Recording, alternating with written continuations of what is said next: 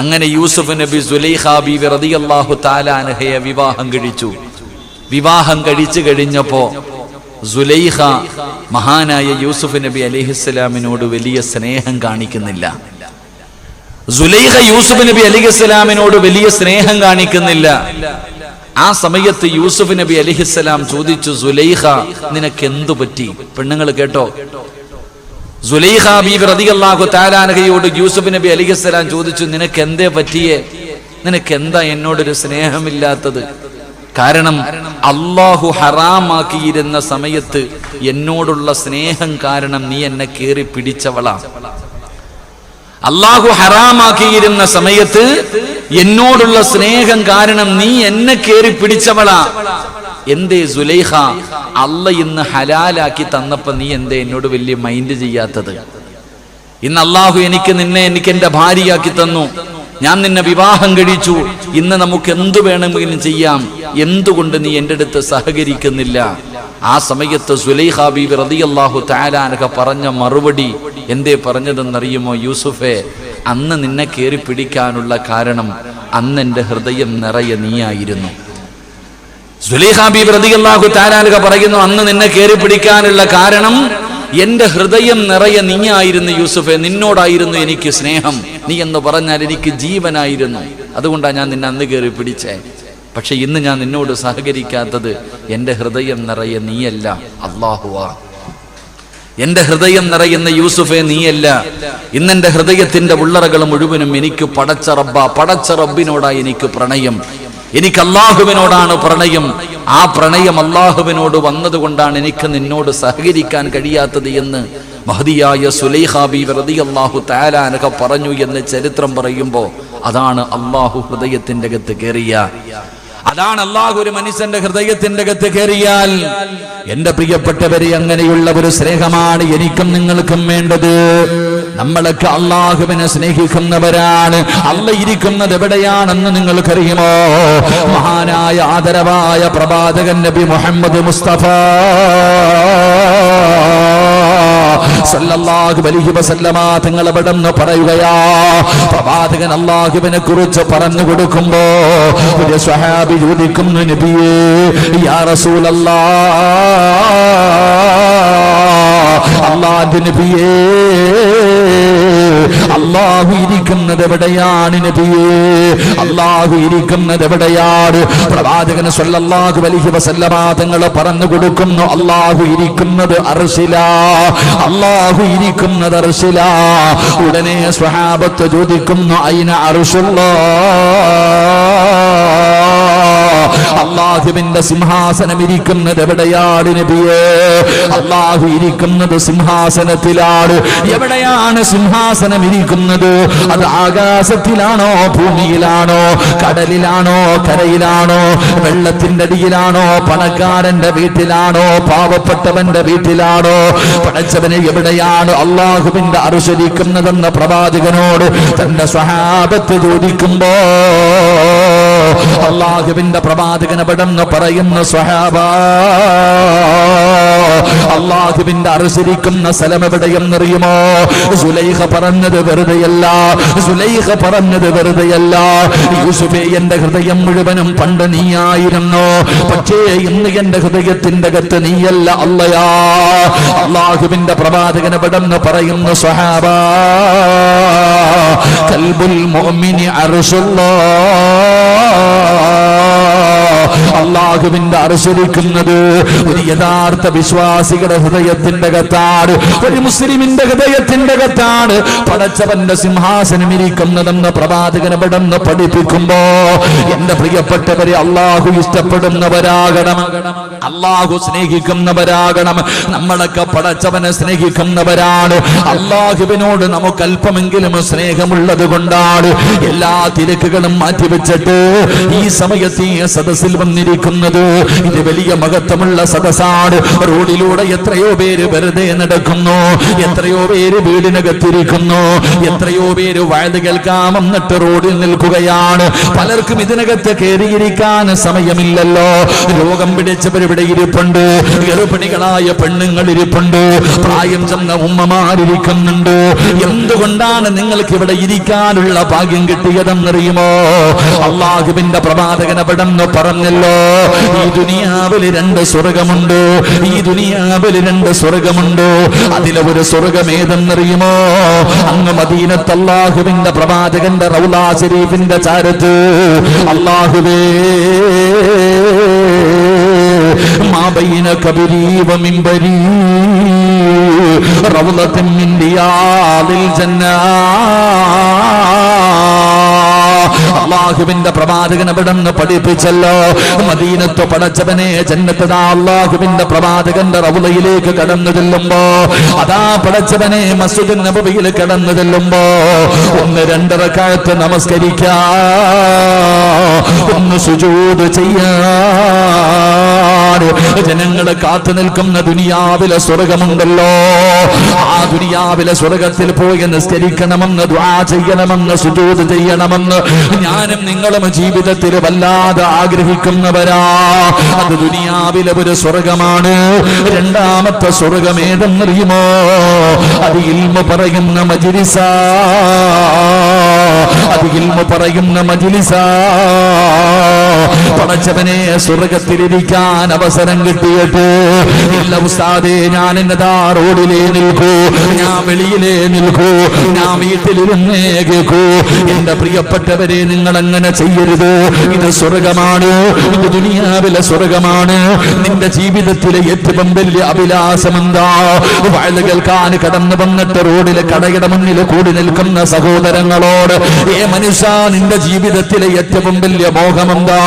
സ്വർഗത്തിൽ പോകണമെന്നല്ലേ? അതിനല്ലേ നിസ്കരിക്കുന്നത്, അതിനല്ലേ ഖുർആൻ ഓതുന്നത്, അതിനല്ലേ സദഖ കൊടുക്കുന്നത്, അതിനല്ലേ ദിക്ർ പറയുന്നത്, അതിനു വേണ്ടിയല്ലേ നല്ല കാര്യങ്ങൾ ചെയ്യുന്നത്. പക്ഷേ നീ ഒന്ന് ചിന്തിച്ചു നോക്ക്, കണ്ണിന്റെ മുന്നിൽ സ്വർഗം കാണിച്ചു തന്നിട്ട്, കണ്ണിന്റെ മുന്നിൽ സ്വർഗം കാണിച്ചു തന്നിട്ട് കേറിയിരിക്കാൻ മടിക്കുന്ന നിനക്കെങ്ങനാ അല്ലാഹുവിന്റെ സ്വർഗത്തിലേക്ക് കടന്നു പോകാൻ കഴിയുന്നത്? അതുകൊണ്ട് പടച്ചവനെ, അല്ലാഹു നമ്മളെ ഇഷ്ടപ്പെടുന്നുണ്ടോ? അല്ലാഹു നമ്മളെ ഇഷ്ടപ്പെടുന്നുണ്ടോ? അല്ലാഹു നമ്മളെ ഇഷ്ടപ്പെടുന്നത് കൊണ്ടാണ് പടച്ച റബ്ബ് ഇവിടെ ഇരിക്കാൻ അവസരം തന്നത്. അതുകൊണ്ട് പ്രിയപ്പെട്ട സഹോദരാ, അല്ലാഹു നമ്മളെ ഇഷ്ടപ്പെടണോ? അല്ലാഹുവിന്റെ സ്നേഹം ലഭിക്കണോ? അതോ വൺ സൈഡ് പ്രണയമാകണോ? എന്റെ പ്രിയപ്പെട്ടവരെ, അല്ലാഹു നമ്മളെ സ്നേഹിച്ചു കഴിഞ്ഞാൽ പിന്നെ എന്തിനാ നമ്മൾ പേടിക്കുന്നത്?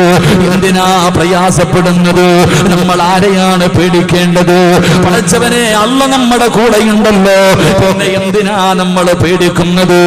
അല്ലാഹുവിന്റെ പരിശുദ്ധമായ ഖുർആൻ പടന്ന് പറഞ്ഞല്ലോ, വഇദാ സഅലക ഇബാദി അന്നി ഫഇന്നി ഖരീബ് ഉജീബു ദഅവത ദാഇ ഇദാ ദഅാനി ഫല്യസ്തജീബു ലീ. അല്ലാഹു നമ്മുടെ കണ്ണിന്റെ ഞരമ്പിനേക്കാൾ നമ്മുടെ കൂടെ അടുത്തിരിക്കുകയാ. അതുകൊണ്ട് എന്റെ പ്രിയപ്പെട്ടവരോട് പറയുകയാണ്, അല്ലാഹു നമ്മളെ ഇഷ്ടപ്പെടണോ? അല്ലാഹു നമ്മളെ സ്നേഹിക്കണോ? അല്ലാഹു ഇഷ്ടപ്പെടുന്ന അടിമയാകണോ? എന്റെ പ്രിയപ്പെട്ടവരെ, അവന്റെ ജീവിതത്തിൽ വേണ്ട ഗുണങ്ങൾ എന്താ? ആ മനുഷ്യന്റെ ജീവിതത്തിൽ വേണ്ട ഗുണങ്ങൾ എന്താ? എന്റെ പ്രിയപ്പെട്ടവരോട് പറയുന്ന ഈ പറയുന്ന ഗുണങ്ങളെങ്ങാട് നിങ്ങളുടെ ജീവിതത്തിൽ ഉണ്ടായാ അല്ലാഹു നിങ്ങളെ സ്നേഹിക്കുകയാ. പെങ്ങളെ ഭർത്താവല്ല സ്നേഹിക്കുന്നത്, മക്കളല്ല സ്നേഹിക്കുന്നത്, കൂടപ്പറപ്പല്ല സ്നേഹിക്കുന്നത്. ഇവിടെ ആര് സ്നേഹിച്ചാലും എന്തെങ്കിലും ഒരു നേട്ടമില്ലാതെ ഒരുത്തനും സ്നേഹിക്കില്ല. അതാണാകട്ടെ പെണ്ണാകട്ടെ, നമ്മൾ ആരെങ്കിലും സ്നേഹിക്കണമെങ്കിൽ എന്തെങ്കിലും ഒരു പ്രയോജനമില്ലാതെ ഒരു മനുഷ്യനും നമ്മളെ സ്നേഹിക്കില്ല. ഭർത്താവ് പറയുന്ന ഉസ്താദ്, എന്റെ ഭാര്യയ്ക്ക് എന്നോട് സ്നേഹമില്ല, എന്റെ മക്കൾക്ക് എന്നോട് സ്നേഹമില്ല. പെണ്ണുങ്ങൾ പറയുന്ന ഉസ്താദേ, ഭർത്താവിന് എന്നെ വേണ്ട, എന്നോട് വല്ലാത്ത വെറുപ്പാ. ഇതെന്ത് ജീവിതമാ ഉസ്താദേ? പെങ്ങളെ, നിന്റെ ഭർത്താവ് നിന്നെ സ്നേഹിച്ചില്ലെങ്കിലും അല്ലാഹു നിന്നെ സ്നേഹിക്കുന്നുണ്ടല്ലോ. എന്നെ ആരാ സ്നേഹിക്കുന്നതെന്നറിയുമോ? ഈ പ്രപഞ്ചം മുഴുവനും അടക്കി ഭരിക്കുന്ന രാജാതിരാജനായ മലിക്കുൽ ജബ്ബാറായ സർവാധിനാഥനായ സർവാധിപരനായ ഈ ലോകത്തിന്റെ അധിപനായ എന്റെയും നിന്റെയും റബ്ബുണ്ടല്ലോ. ആ റബ്ബുൽ ഇസ്സത്തായ പടച്ച റബ്ബ് നിന്നെ സ്നേഹിക്കുകയാ. അല്ലാഹു നിന്നെ സ്നേഹിക്കുകയാ. ആ സ്നേഹമല്ലേ നമുക്ക് വേണ്ടത്? ആ സ്നേഹമല്ലേ നമുക്ക് വേണ്ടത്? ആ സ്നേഹം കിട്ടാനുള്ള വഴിയെന്താ? ആ സ്നേഹം കിട്ടാനുള്ള വഴിയെന്താ? അല്ലാഹു നമുക്ക് പഠിക്കാൻ ഭാഗ്യം നൽകുമാറാകട്ടെ. അല്ലാഹു പഠിക്കാൻ നമുക്ക് ഭാഗ്യം നൽകി അനുഗ്രഹിക്കുമാറാകട്ടെ. എന്റെ പ്രിയപ്പെട്ട സഹോദരങ്ങളെ, അല്ലാഹു നമ്മളെ ഇഷ്ടപ്പെടണം. നമ്മൾ മാത്രം സ്നേഹിച്ചാ പോരാ.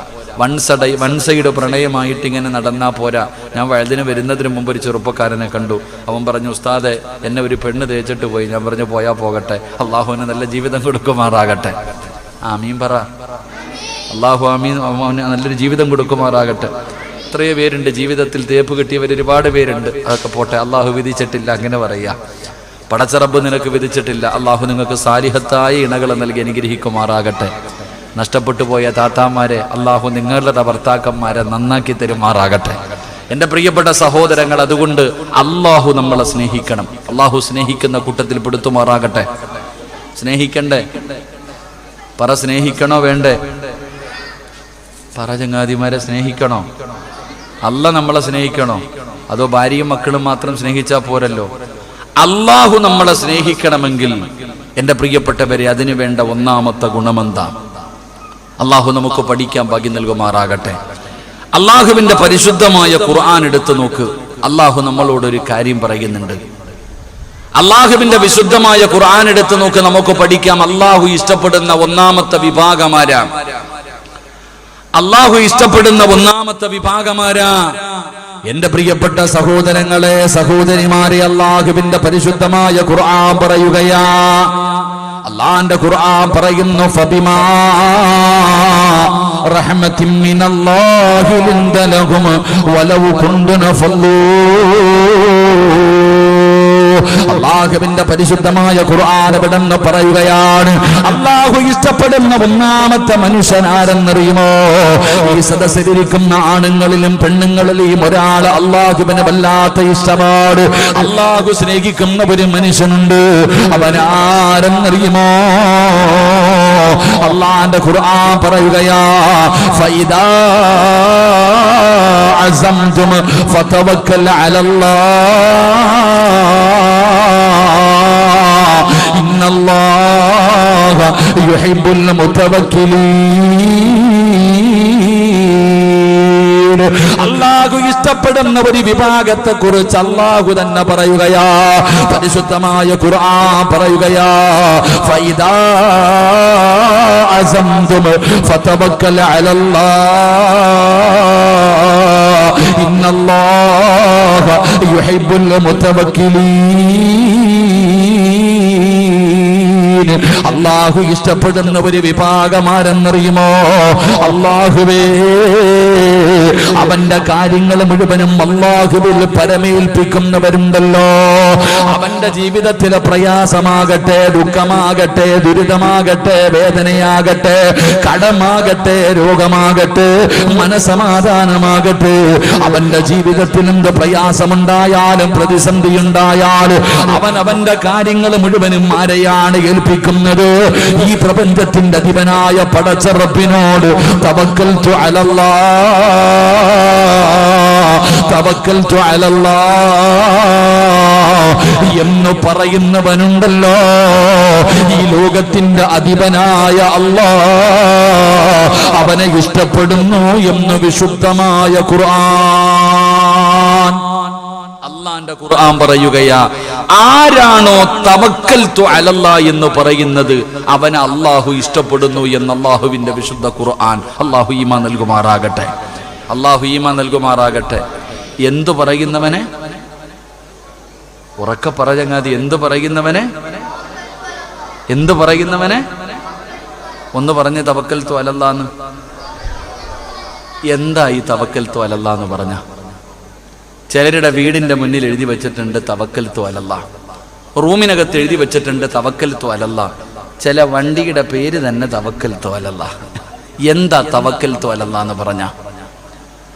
നമ്മൾ മനസ്സിലാക്കണം എന്താണ് തവക്കൽതു അലല്ലാഹ്. പറയാറുണ്ട് ചിലര്, അതിന്റെ അർത്ഥം എന്താന്ന് പോലും ആ പാവത്തിന് അറിയില്ല. എന്തിനാണ് തവക്കൽതു അലല്ലാഹ് എന്ന് പറയുന്നത്? ഇത് പറയുന്നത് കൊണ്ടുള്ള പ്രയോജനം എന്താ? ഇത് പറയാതിരുന്നാൽ ഉണ്ടാകുന്ന നഷ്ടം എന്താ? നമ്മൾ ആരും പഠിക്കാറില്ല, നമ്മൾ ആരും അത് മനസ്സിലാക്കാറില്ല.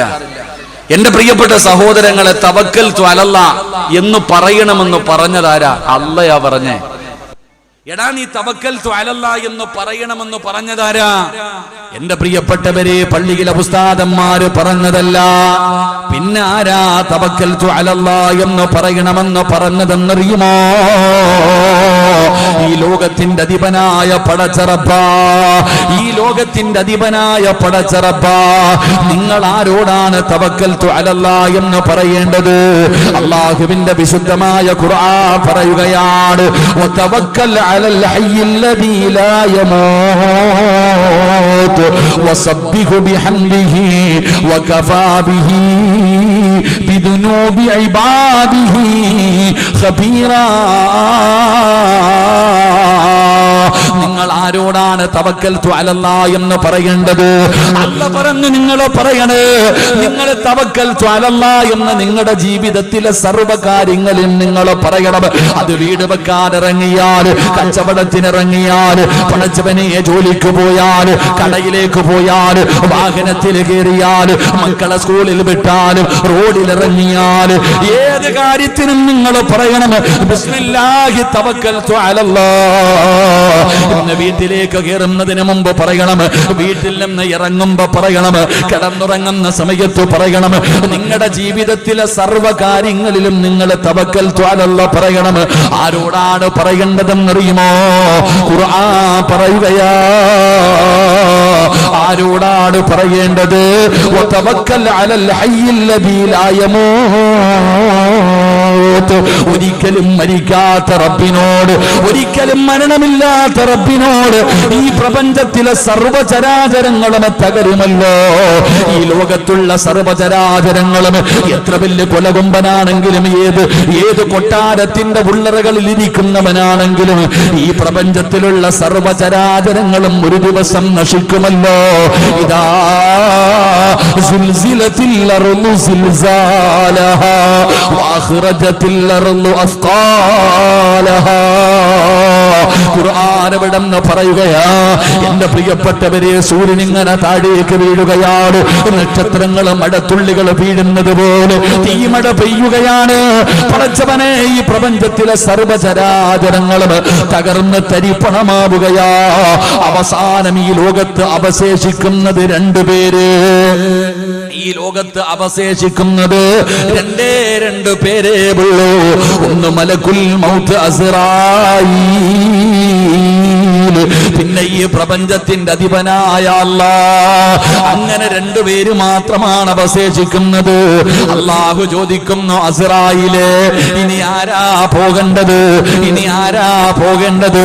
അല്ലാഹുവേ, ഞാനാണ് പടച്ചവനെ, ഞാനാണ് പടച്ചവനെ. അസ്റായീലും അങ്ങനെ മരിക്കുകയാ. അല്ലാഹു മാത്രമല്ലേ ഈ ദുനിയാവിലുള്ളൂ. ഈ പ്രപഞ്ചത്തിൽ മരണമില്ലാതെ ഇരിക്കുന്ന ഏക വ്യക്തി അല്ലാഹുവാ. അതുകൊണ്ട് നിന്റെ കാര്യങ്ങൾ ഏൽപ്പിക്കേണ്ടത് ആ പടച്ച റബ്ബിനെയാണ്. ആ റബ്ബിന്റെ കയ്യിലാണ് നിന്റെ കാര്യങ്ങൾ ഏൽപ്പിക്കേണ്ടത്. ഇത് അല്ലാഹുവിന്റെ ഖുർആൻ പറയുകയാ. ഒരിക്കലും മരണം ബാധിക്കാത്തവനായ, എന്നും എന്നും ജീവിച്ചിരിക്കുന്നവനായ പടച്ച റബ്ബിനെയാണ് നീ നിന്റെ കാര്യങ്ങൾ ഏൽപ്പിക്കേണ്ടത്.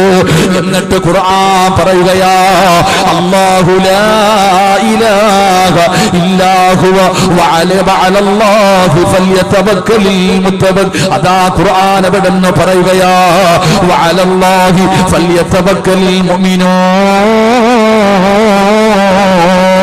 ഖുർആൻ മറ്റൊരു ഭാഗത്ത് പടച്ച റബ്ബിനെ പരമേൽപ്പിക്കുന്നതിനെ കുറിച്ച് പറയുകയാ. അല്ലാഹുവിന്റെ ഖുർആൻ അവിടെന്ന് മറ്റൊരു ഭാഗത്ത് പറയുകയാ, വമൻ യതവക്കൽ അലല്ലാഹ് ഫഇന്നല്ലാഹ അസീസുൻ ഹകീം. പരിശുദ്ധമായ ഖുർആൻ അവിടുന്ന് പരച്ചവനോട് പരമേൽപ്പിക്കുന്നതിനെ കുറിച്ച് അവിടുന്ന് പറഞ്ഞു തരികയാ. എന്റെ പ്രിയപ്പെട്ടവരെ, ഖുർആൻ പറയുകയാ, ഖുൽ ഹസ്ബി അല്ലാഹ് അലൈഹി യതവക്കലുൽ മുതവക്കിലൂൻ. ഖുർആനിന്റെ ഒരുപാട് ഭാഗങ്ങളിൽ പടച്ച റബ്ബ് തവക്കൽതു അലല്ലാഹ് പറയുന്നതിനെ കുറിച്ച് പറഞ്ഞു തരികയാ. എന്റെ പ്രിയപ്പെട്ടവരെ, ഖുർആനിൽ മാത്രമല്ല, മഹാനായ നബി മുഹമ്മദ് മുസ്തഫ സല്ലല്ലാഹു അലൈഹി വസല്ലമ തങ്ങൾ പറയുകയാണ്, അല്ലാഹുവിന്റെ പ്രവാചകനും നമുക്ക് പഠിപ്പിച്ചു തരുന്നുണ്ട്. എന്റെ പ്രിയപ്പെട്ടവരെ, പ്രവാചകന്മാരുടെ ചരിത്രങ്ങൾ എടുത്തു നോക്കൂ. പ്രവാചകന്മാരുടെ ചരിത്രങ്ങൾ എടുത്തു നോക്കൂ. എല്ലാ പ്രവാചകന്മാരും അല്ലാഹുവിലേക്ക് അവരുടെ കാര്യങ്ങൾ പരമേൽപ്പിച്ചവരാ. അതുകൊണ്ട് ഖുർആൻ നമ്മളോട് പറഞ്ഞു തരികയാ, നിങ്ങളുടെ കാര്യങ്ങൾ നിങ്ങൾ അല്ലാഹുവിനെ പരമേൽപ്പിക്കണേ. ജീവിതത്തിൽ തവക്കൽതു അലല്ലാഹ് അത് വീട്ടിൽ എഴുതി വെക്കാറുള്ളതല്ല, അത് പടച്ചവനെ വാഹനത്തിൽ എഴുതി വെക്കാറുള്ളതല്ല, അത് നിന്റെ വാഹനത്തിന്റെ പേരാക്കാനുള്ളതല്ല, അത് പറയാറുള്ളതാ. അത് പറയാറുള്ളതാ. എപ്പോഴാണ് പറയേണ്ടതെന്നറിയുമോ? പറഞ്ഞാ കിട്ടുന്ന പ്രതിഫലമറിയുമോ? പറയാതിരുന്ന വരുന്ന നഷ്ടമെന്തെന്നറിയുമോ? നീ പറയുന്ന വാക്കിന്റെ അർത്ഥമെന്തെന്നറിയുമോ? അല്ലാഹു പഠിക്കാൻ ഭാഗ്യം നൽകുമാറാകട്ടെ. എന്റെ പ്രിയപ്പെട്ടവരെ, നമ്മളൊക്കെ പറയാറുണ്ട് തവക്കൽതു അലല്ലാഹ്. അല്ലാഹു പറയാൻ ഭാഗ്യം തരുമാറാകട്ടെ. അല്ലാഹു പറയാൻ ഭാഗ്യം തരുമാറാകട്ടെ. എന്റെ പ്രിയപ്പെട്ട സഹോദരങ്ങളെ, തവക്കൽതു അലല്ലാഹ് എന്ന് പറയുന്നത് നമ്മുടെ നാവിന്റെ തുമ്പിൽ എപ്പോഴും വേണം. ഏത് കാര്യം പറയുമ്പോഴും ബിസ്മില്ലാഹി തവക്കൽതു അലല്ലാഹ്. വീട് വെക്കാൻ ഇറങ്ങാ തവക്കൽതു അലല്ലാഹ്. മക്കളെ കെട്ടിക്കാൻ ഇറങ്ങാ തവക്കൽതു അലല്ലാഹ്. കച്ചവടത്തിന് പോകുന്നു തവക്കൽതു അലല്ലാഹ്. ബിസിനസ് തുടങ്ങുന്നു തവക്കൽതു അലല്ലാഹ്. സ്കൂളിൽ പോകുന്നു തവക്കൽതു അലല്ലാഹ്. റോഡിൽ ഇറങ്ങുന്നു തവക്കൽതു അലല്ലാഹ്. എല്ലാ വിഷയത്തിലും തവക്കൽതു അലല്ലാഹ്. അല്ലാഹു നമുക്ക് ഈമാൻ നൽകുമാറാകട്ടെ. ഉറക്കപ്പുറ അല്ലാഹു ഈമാൻ നൽകുമാറാകട്ടെ. ഇത് പറഞ്ഞാ കിട്ടുന്ന പ്രതിഫലം എന്താ? ഇത് ചുമ്മാതിങ്ങനെ തവക്കൽതു അലല്ലാഹ് തവക്കൽതു അലല്ലാഹ് എന്ന് സ്റ്റിക്കർ ഒട്ടിക്കാനുള്ളതല്ല. ഇതൊരു മനുഷ്യൻ പറഞ്ഞാൽ ആ മനുഷ്യന് കിട്ടുന്ന പ്രതിഫലം എന്താ? ഇനിയെങ്കിലും പഠിച്ചു വെച്ചോ. അല്ലാഹു നമുക്ക് ഭാഗ്യം തരുമാറാകട്ടെ. ഒന്നാമത്തെ പ്രതിഫലം, ആരാണോ തവക്കൽതു അലല്ലാഹ് എന്ന് പറയുന്നത് അവനെ അല്ലാഹു ഇഷ്ടപ്പെടുമെന്ന് നബി മുഹമ്മദ് മുസ്തഫ സല്ലല്ലാഹു അലൈഹി വസല്ലമ തങ്ങൾ പറയുകയാ. എന്റെ പ്രിയപ്പെട്ടവരെ, ആരാണോ തവക്കൽതു അലല്ലാഹ് എന്ന് പറയുന്നത് ആ മനുഷ്യനെ ഈ പ്രപഞ്ചത്തിന്റെ അധിപനായ പടച്ച റബ്ബുണ്ടല്ലോ, അവൻ അല്ലാഹു അവനെ വല്ലാതെ ഇഷ്ടപ്പെടുകയാ. അല്ലാഹു ഒരു മനുഷ്യനെ ഇഷ്ടപ്പെടുകയാ. അല്ലാഹു ഇഷ്ടപ്പെട്ട് കഴിഞ്ഞാൽ, ഒരാൾ അല്ല ഇഷ്ടപ്പെട്ട് കഴിഞ്ഞാ പിഴച്ചവനെ പിന്നെ അവന് രക്ഷപ്പെട്ടല്ലോ. അവന് യാതൊരു പേടിയും വേണ്ടല്ലോ, അവന് യാതൊരു പ്രയാസവും വേണ്ടല്ലോ. ഒരു മനുഷ്യന്റെ ഹൃദയത്തിന്റെ അകത്ത് അല്ല കയറി കഴിഞ്ഞാൽ, മഹാനായ ഖലീലുല്ലാഹി ഇബ്രാഹിം നബി അലൈഹിസ്സലാം, ഇബ്രാഹിം നബി അലൈഹിസ്സലാമിന്റെ ചരിത്രം അറിയുമല്ലോ. പിന്നെ വല്ലാത്ത ഒരു ഈമാനാണ്, പിന്നെ വല്ലാത്ത ഒരു ധൈര്യമാണ്. പടച്ചവനെ അവന്റെ കയ്യും കണ്ണും കാലുമെല്ലാം അല്ലാഹു ആകുകയാ. എന്റെ പ്രിയപ്പെട്ടവരെ, ഇബ്രാഹിം നബിയുടെ ചരിത്രം അറിയുമോ? വിഗ്രഹങ്ങളെ തകർത്തതിന്റെ പേരിൽ മദ്രസയിൽ പഠിച്ചിട്ടുണ്ടല്ലോ. ഇബ്രാഹിം നബി അലൈഹിസ്സലാമിനെ നമ്രൂദിന്റെ അനുയായികൾ വന്ന് പിടിച്ചു കെട്ടുകയാണ്. ഇബ്രാഹിം എന്ന് പറയുന്ന ചെറുപ്പക്കാരന് പ്രവാചകനായിട്ടില്ല. പടച്ചവനെ അവിടെ നിന്ന് പിടിച്ചു കെട്ടുകയാണ്. ഇബ്രാഹിം നബി അലൈഹിസ്സലാമിനെ അവിടെ നിന്ന് കൊണ്ടുപോവുകയാ. എന്നിട്ട് എല്ലാവരും കൂടെ തീരുമാനിച്ചു, ഇബ്രാഹിമിനൊരു വലിയ ശിക്ഷ കൊടുക്കണം, എല്ലാവർക്കും മാതൃകയാകുന്ന രീതിയിലുള്ള ഒരു ശിക്ഷ കൊടുക്കണം. ഇബ്രാഹിം നബിക്ക് അവർ കൊടുത്ത ശിക്ഷ എന്തെന്നറിയുമോ? അല്ലാഹുവേ പ്രബോധനവുമായിട്ട് ഇബ്രാഹിം നബി ഇറങ്ങിയപ്പോ, വിഗ്രഹങ്ങളെ തകർത്ത് കളഞ്ഞപ്പോ, ഇബ്രാഹിം നബിയെ കൊല്ലുന്നതിന് വേണ്ടി അവർ തീരുമാനിച്ചത് എന്തെന്നറിയുമോ? ഒരു വലിയ ഒരു കുഴിയെടുക്കുകയാണ്, ഒരു ഭയാനകമായ ഒരു വലിയ കുഴിയെടുക്കുകയാണ്. എന്നിട്ട് ആ കുഴിക്കകത്ത് മുഴുവനും വിറകിട്ട് തീ നിറയ്ക്കുകയാ. ഒരു ഭയാനകമായ തീക്കുണ്ടാരമുണ്ടാക്കുകയാണ്, ഒരു ഭയാനകമായ തീക്കുണ്ടാരമുണ്ടാക്കുകയാണ്. അല്ലാഹ് ചരിത്രം പറയുകയാ, ഒരാൾക്ക് പോലും അതിന്റെ അടുത്തേക്ക് പോലും പോകാൻ കഴിയുന്നില്ല. ആകാശത്തിലൂടെ പറന്നു പോകുന്ന പറവകൾ പോലും ആ തീയുടെ മുകളിലൂടെ പറന്നു പോകുമ്പോ ചൂട് സഹിക്കാൻ കഴിയാതെ കരിഞ്ഞു വീഴുകയാ. അത്രയും ഭയാനകമായ ഒരു തീക്കുണ്ടാരമുണ്ടാക്കി മഹാനായ ഇബ്രാഹിം നബി അലൈഹിസ്സലാമിനെ ഇടാട്. എന്നിട്ട് അതാ ഉയരമുള്ള ഒരു സ്ഥലത്ത് കയറ്റി നിർത്തിയിരിക്കുകയാണ്. ഇബ്രാഹിം നബിയുടെ കൈകാലുകൾ കെട്ടി എന്നിട്ടൊരു അമ്പ് തയ്യാറാക്കുകയാണ് ആ തീയിലേക്ക് ഇബ്രാഹിം നബിയെ എയ്തിടാൻ. ഒരമ്പും ബില്ലും തയ്യാറാക്കി ഇബ്രാഹിം നബിയെ കെട്ടി നിർത്തിയിരിക്കുകയാണ്. വലിച്ചിങ്ങനെ തീക്കുണ്ടാരത്തിലേക്ക് ഇടാൻ. അങ്ങനെ ഭയാനകമായ തീക്കുണ്ടാരത്തിലേക്ക് വലിച്ചെറിയുന്നതിന് വേണ്ടി ഇബ്രാഹിം നബിയെ റെഡിയാക്കി നിർത്തിയിരിക്കുകയാ. അപ്പോഴാണ് വരുന്നത് മുഖറബുൽ അംലാക്ക് മലക്ക് ജിബ്രീൽ അലൈഹിസ്സലാം കടന്നു വരികയാ. ജിബ്രീൽ എന്ന് പറയുന്ന മലക്ക് കടന്നു വരികയാ. മൂസ നബിയേ, ഒന്ന് അനുവാദം തരുമോ? ഞാൻ രക്ഷപ്പെടുത്താൻ നബിയേ, ഈ തീ ഞാൻ അണച്ചു കളയാൻ നബിയേ, ഞാൻ അങ്ങയെ സഹായിക്കട്ടെ. ആ സമയത്താണ് അല്ലാഹുവേ മൂസാ നബി പറയുന്ന, ജിബ്രീലേ, എനിക്ക് നിന്റെ സഹായം വേണ്ട, എനിക്ക് നിന്റെ സഹായം വേണ്ട. എന്നെ പടച്ച റബ്ബുണ്ടല്ലോ, എന്റെ നാഥനുണ്ടല്ലോ, ആ പടച്ച റബ്ബിനറിയാ എന്നെ രക്ഷപ്പെടുത്താൻ. എനിക്ക് നിന്റെ സഹായം വേണ്ട, എന്റെ കാര്യം നോക്കാൻ എന്റെ റബ്ബുണ്ടല്ലോ, ആ റബ്ബിനറിയാ എന്നെ രക്ഷപ്പെടുത്താ. പടച്ചവനെ, നമ്രൂദിന്റെ തീക്കുണ്ടാരത്തിലേക്ക് അതാ ഉല്ലാസ യാത്രയ്ക്ക് പോയ ഇബ്രാഹിം നബിയുടെ ചരിത്രം ഖുർആൻ പറയുകയാ. ഖുൽയാ നാറുകൂനി ബർദൻ വസലാമൻ അലാ ഇബ്രാഹിം. അതാ ഇബ്രാഹിം നബി എവിടെ പറഞ്ഞ വാക്കെന്തെന്നറിയുമോ? ഹസ്ബി അല്ലാഹ്, ഹസ്ബി അല്ലാഹ്. എന്റെ പ്രിയപ്പെട്ടവരെ, നമ്രൂദിന്റെ തീക്കുണ്ടാരത്തിലേക്ക് കടന്നുപോയി. പടച്ചവനെ, അതാ മാസങ്ങൾ കഴിഞ്ഞു.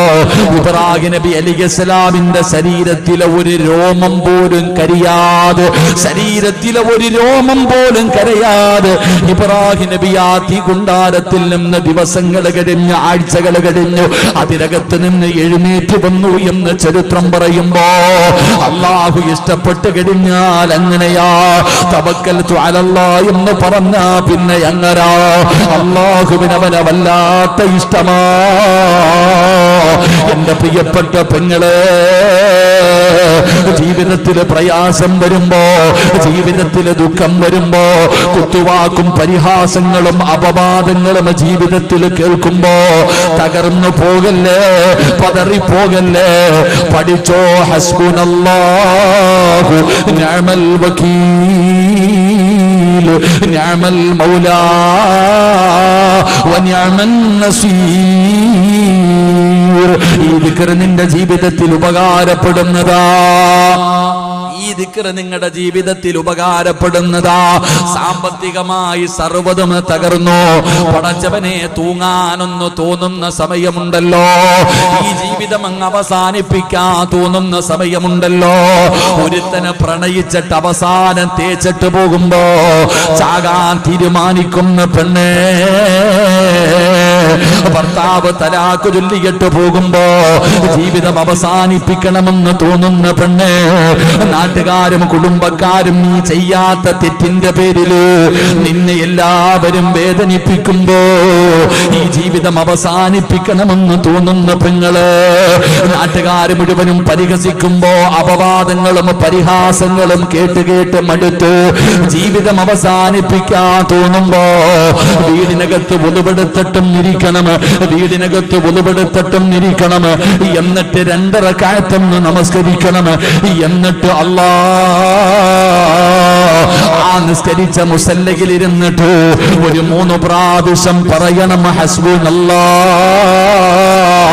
ഹസ്ബുനല്ലാഹ്, ഹസ്ബുനല്ലാഹ്. ജീവിതത്തിൽ താങ്ങാൻ കഴിയാത്ത വേദന വരുമ്പോ മോനെ നിസ്കാരപ്പായിലിരുന്നിട്ട് നെഞ്ചത്ത് കൈവച്ചിട്ട് ഇങ്ങനെ പറയണം ഹസ്ബുനല്ലാ ഹസ്ബുനല്ലാ. ഹൃദയം പൊട്ടുന്ന വേദനയുണ്ടായാൽ ആ ഹൃദയത്തിന്റെ മുകളിൽ കൈവച്ചിട്ട് പറയണം ഹസ്ബുനല്ലാ. എന്തേ പ്രതിഫലമെന്നറിയുമോ? ഇതാര് പറഞ്ഞതാണെന്നറിയുമോ? ഇബ്രാഹിം നബി നമ്രൂദിന്റെ തീക്കുണ്ടാരത്തിലേക്ക് പോകുമ്പോ പറഞ്ഞ ദിക്റാ. അല്ലാഹു സഹായിച്ചത് അവിടെയാ. അല്ലാഹു